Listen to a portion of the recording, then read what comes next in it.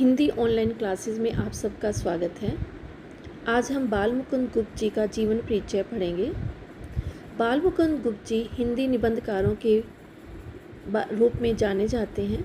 समूचे भारत के मानस के चितेरे बाल मुकुंद गुप्त जी का जन्म 14 नवंबर 1865 ईस्वी में हरियाणा के झज्जर जिले के गांव बुढ़ियाना में हुआ था। इनके पिता का नाम पूरनमल गोयल था।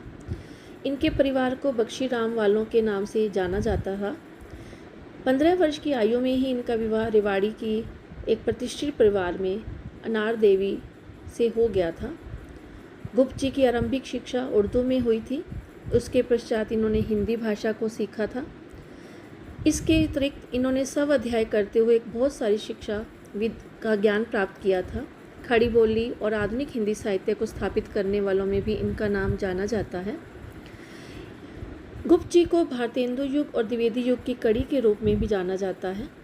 ये कुशल संपादक, पत्रकार, विनोद प्रिय लेखक के रूप में जाने जाते हैं। इनके जो रचनाएं हैं वो शिव शंभू का चिट्ठा आदि में संकलित हैं। इन्होंने पत्रिकाओं का संपादन किया, जिसमें अखबार चुनार, कोहिनूर आदि हैं। ये दोनों ही पत्र उर्दू में छपा करते थे। इसके अतिरिक्त 3 दैनिक पत्र, हिंदुस्तान, हिंदी बगवासी, भारत मित्र का भी इन्होंने संपादन किया। 42 वर्ष की आयु में ही ये इस संसार से विदा हो गए, अर्थात 1907 ईस्वी में इनका देहांत हो गया। गुप्त जी को जो पहचान मिली वो पत्रकार और निबंधकार के रूप में मिली है। इन्होंने अपनी लेखनी के द्वारा गद्य और पद्य शैली में भरपूर हिंदी साहित्य दिया।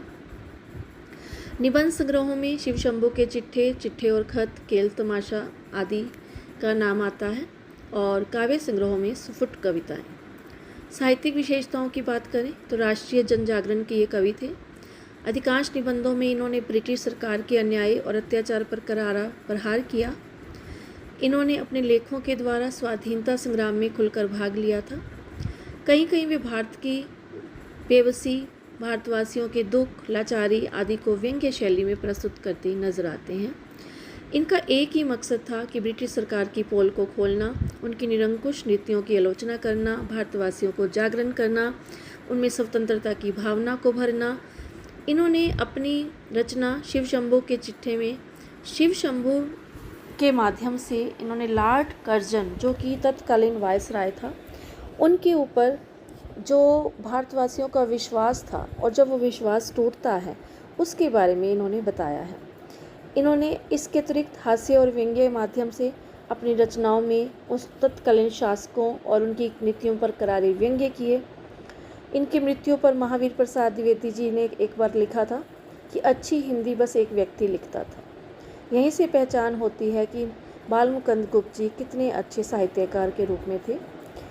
इनकी विशेषताओं में जहाँ राष्ट्र प्रेम की भावना है तो वहीं पर व्यंग्यात्मकता, गांधीवादी विचारधारा, ब्रिटिश साम्राज्यवाद का विरोध, समाज सुधार पर बल, इतिवृत्तात्मकता, अनुवाद कार्य और व्यंग्यात्मकता, ये सारे इनकी साहित्यिक विशेषताओं में आगे हम पॉइंट पढ़ेंगे। तो पहला पॉइंट आता है देश प्रेम की भावना या राष्ट्र के प्रति जो इनके समर्पण की भावना थी। तो गुप्त जी के निबंधों को जब हम पढ़ते हैं, इनकी रचनाओं को पढ़ते हैं, तो इनके निबंधों के द्वारा हमें पता चलता है कि गुप्त जी के मन में देश के प्रति कितना प्रेम था। इन्होंने अपने निबंधों में तत्कालीन भारतवासियों में राष्ट्रीय चेतना उत्पन्न करने का प्रयास किया। इसके अतिरिक्त इन्होंने अपने सिर्फ देशभक्ति की भावना पर ही बल नहीं दिया, बल्कि व्यंग्यात्मकता के माध्यम से भी इन्होंने सरकार, उस समय जो ब्रिटिश सरकार थी उसकी भारत विरोधी नीतियों पर भी व्यंग्य किया। जातीयता की भावना को इन्होंने खंडन किया था। तत्कालीन जनता में अपने निबंधों, अपनी रचनाओं के माध्यम से जो हीन भावना आ गई थी उसे दूर करने का ये हमेशा ही प्रयत्न करते रहे। इन्होंने ये बोला कि भारतवासियों के प्रति कोई भी कार्य करता है तो उसे वो न कर्म मान लेते हैं, भाग्य मान लेते हैं, परंतु इन्होंने भारत के लोगों को ये जागरूक करने का प्रयास किया कि कर्म नहीं, भाग्य नहीं, बल्कि आपको उस समय समाज को देखना है, समाज को आगे लेकर जाना है। किस प्रकार श्रम में, बुद्धि में, विद्या में, काम में, किस बात में देश के निवासी कम नहीं हैं। हम भारतवासी पीछे रहने वालों में नहीं हैं। तो संसार सारा संसार भारतवासियों का अनुकरण करता है, करता रहेगा, यही इनका एक मोटिव था, इनका लक्ष्य था। इसके अतिरिक्त गांधीवादी से भी, ये गांधी जी से बहुत प्रभावित थे। इनको गांधी जी की अहिंसा, सत्य, त्याग आदि पर बहुत विश्वास था। इन्होंने गांधीवादी मंतव्य के आधार पर ही चाहते थे कि भारतवासी विदेशियों से जो माल बनकर आता है उसको ठुकराएं, स्वदेशी माल का प्रयोग करें। वे अपनी एक कविता है आशीर्वाद, जिसमें लिखते हैं, अपना बोया आप ही खावें, अपना कपड़ा आप बनाएं, बढ़े सदा अपना व्यवहार, चारों दिस हो मौज व्यवहार। माल विदेशी दूर भगावें, अपना चरखा आप चलावें, कभी ना भारत हो मोहताज, सदा रहे टेसू का राज। तो यहाँ से हमें पता चलता है किस प्रकार उनकी रचनाओं में जो देशभक्ति की भावना थी कितनी कूट कूट कर भरी हुई थी। इसके अतिरिक्त वो अंग्रेजी या ब्रिटिश साम्राज्यवाद के बहुत विरोधी थे।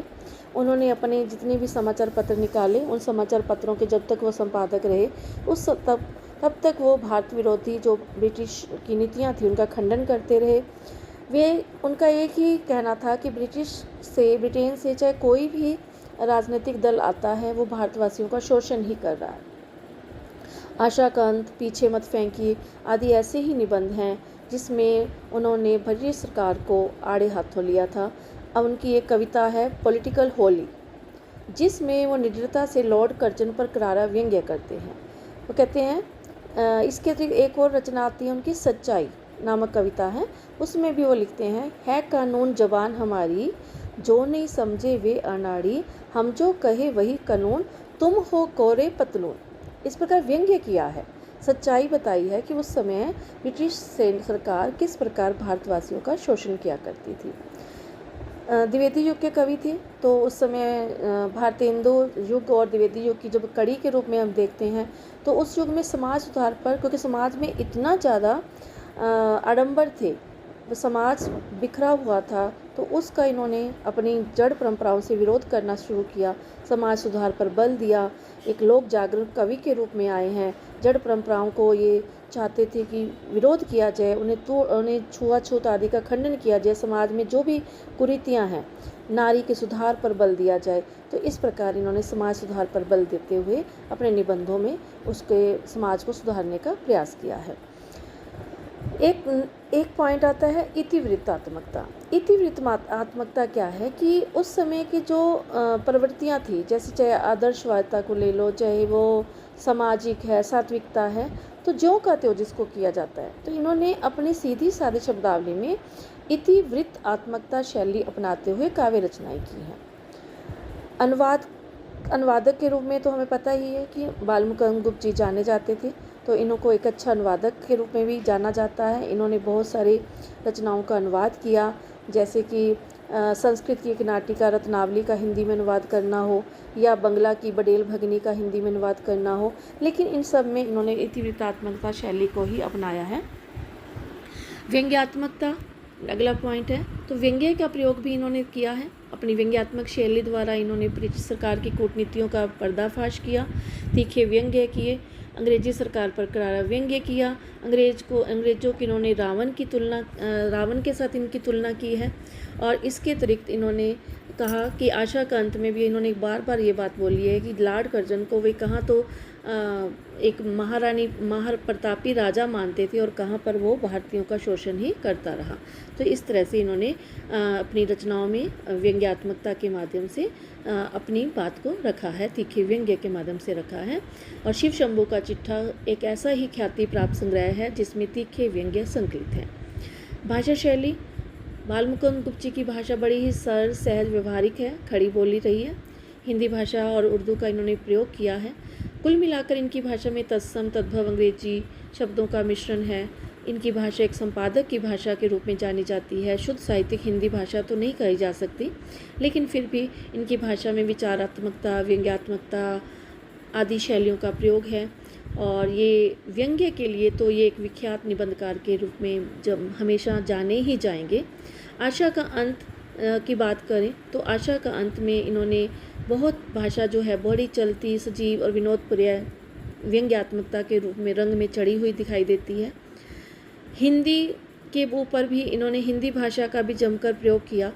तो कहने का भाव ये है कि बाल मुकुंद गुप्त जी हिंदी साहित्य के एक महान निबंधकार के रूप में हमेशा ही भारतवासियों के हृदय में अपना स्थान बनाए रखेंगे। धन्यवाद। आशा है आपको ये निबंध पसंद आया होगा और अगले कक्षा में हम पढ़ेंगे आशा का अंत निबंध का सारांश।